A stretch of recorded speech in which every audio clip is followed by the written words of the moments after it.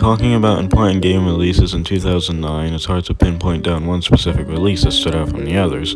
When taking a look at the options you had that year, you either had Assassin's Creed 2 or Angry Birds.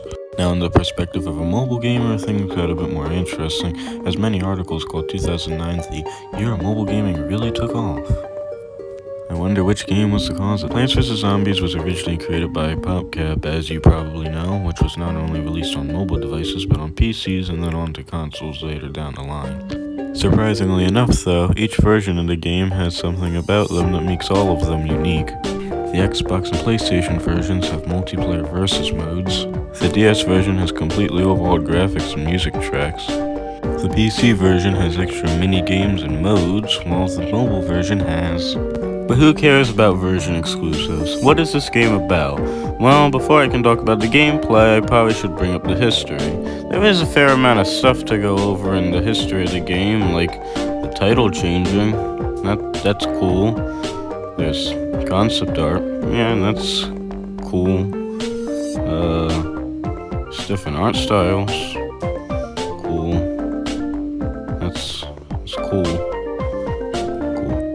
But as interesting as history can get, we all know you're here for the gameplay. So, ladies and gentlemen, the moment you've all been waiting for, well, maybe not some of you, but the moment you've probably been waiting for,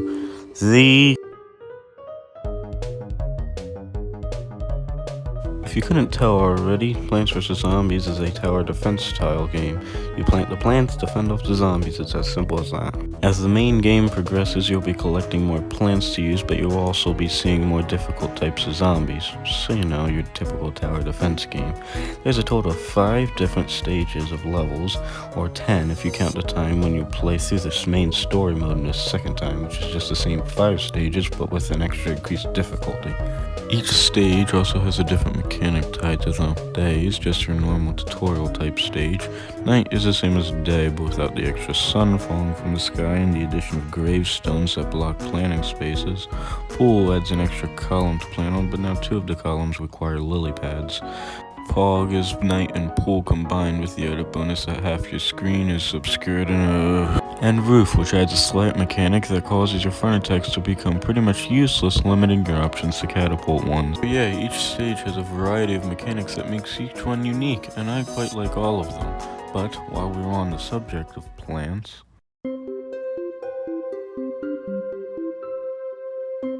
throughout the main story mode, you will be collecting more plants by completing more of the levels. Each plant has a unique function to help fend off the various zombie hordes. You have your sun-producing plants like sunflower and sunshroom. Both can be interchangeable depending upon what kind of level you're playing. Your offense plants like pea shooter and cabbage pulp, again, interchangeable. It's just you see here.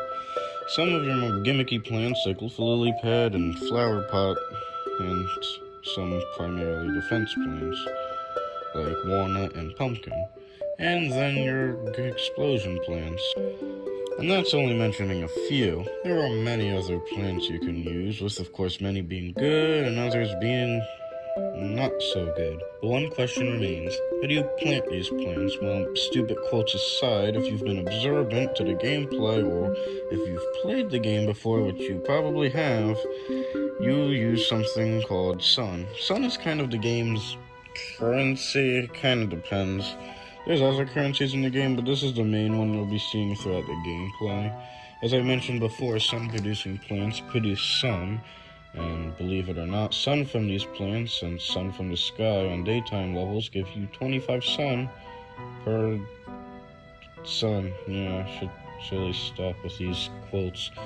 When you look at nighttime levels, however, things start to change. Due to sun no longer falling from the sky, you're forced to use cheaper plants that the game gives you. These plants come in the form of mushrooms. Mushrooms are unable to be used effectively during the day levels, but with the coffee bean that you unlock later down the line, you're able to use mushrooms effectively again, but at the cost of using up 2 sleep slots and extra sun. But really, in the end, the extra sun doesn't amount to much. But enough about the plants, let's talk about the other side of the game's title, the The zombies are the main source of attack that you were forced to face off throughout the entirety of the game, but that's expected when the icon of the game is usually a brown coat zombie. And yes, that's what they're called, it says so on the wiki. I'm not lazy about everything. Either way, for most of the game, you'll probably be seeing many of the same basic zombies, but the more levels you progress through, there are more various types of zombies the game throws at you. Eventually, you will be dealing with multiple types of zombies at once, causing different plant combinations to change accordingly in order to deal with each zombie type. Some examples include spikeweeds to deal with zomboonies, tanglekelps to deal with snorkel zombies, and cactuses to deal with balloon zombies. Even though the plant kind of sucks, but I digress. Overall, the various zombie types can really spruce up the gameplay at times, and even though the game gives you many of the same zombies from time to time, it really doesn't tend to bring down the gameplay all that much. There are many different things to explore throughout the game, but the more ways to play section is by far the most interesting. Much of the extra side content you can find comes in the form of puzzles, survival, and mini-games. Sure, you have Zen Garden to fill your gardening needs, and it's always fun to go through the options menu, but this section, easily the best part. The puzzles come in the form of 3 sets of levels: iZombie, Vase Breaker, and Last Stand. iZombie, as the name implies, has you playing as the zombies in various challenges in order to get the brains on the other side of the lawn. This is definitely one of my personal favorites because I can finally understand what it means to be a digger zombie, aka the best zombie in the game. That's all you need to know, I'm not explaining anymore.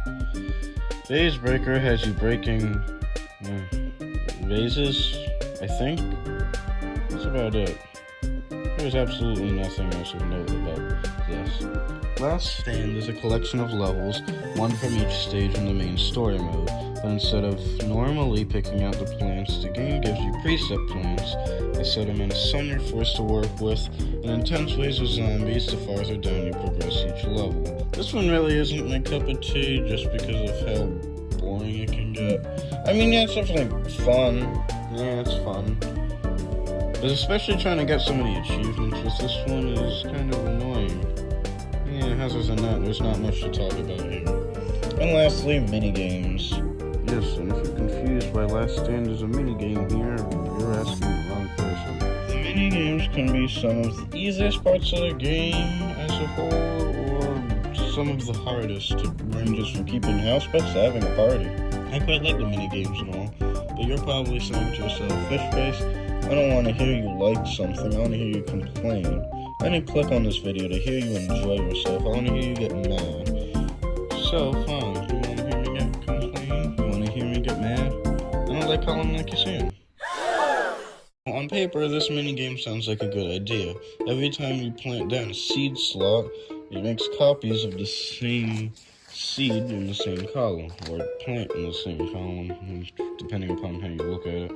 The execution isn't half bad either, it's mostly just the RNG for this one that bugs me. Of course, there's plenty of other instances of bad RNG moments in other places of game. It's not really uncommon where you find parts like this, but this is definitely one of the worst in my eyes, even though Slot Machine exists. Right out of the bat for this minigame, you get flooded with zombies, which keeps up throughout the level. Not bad, it's something you face multiple times, but the sheer luck you need to get the plants to defend yourself is highly insane.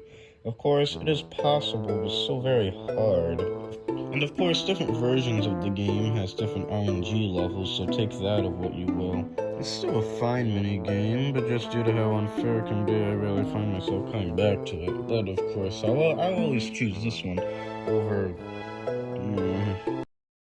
Many people say that although Plants vs. Zombies is great, it's not groundbreaking in any way. And as much as I would say the same thing, it's not really supposed to be. I mean, I'm not a developer. I don't know if I will be one soon, but I doubt this game is supposed to be groundbreaking, even at the time. It's just supposed to be a fun, simple tower defense game, and what it does right. Yes, it's not groundbreaking, nor will it leave a lasting impact on you, but with its simplicity, its charm, and its engaging gameplay, Even though it was made very many years ago, I cannot call Plants vs. Zombies anything short of a masterpiece.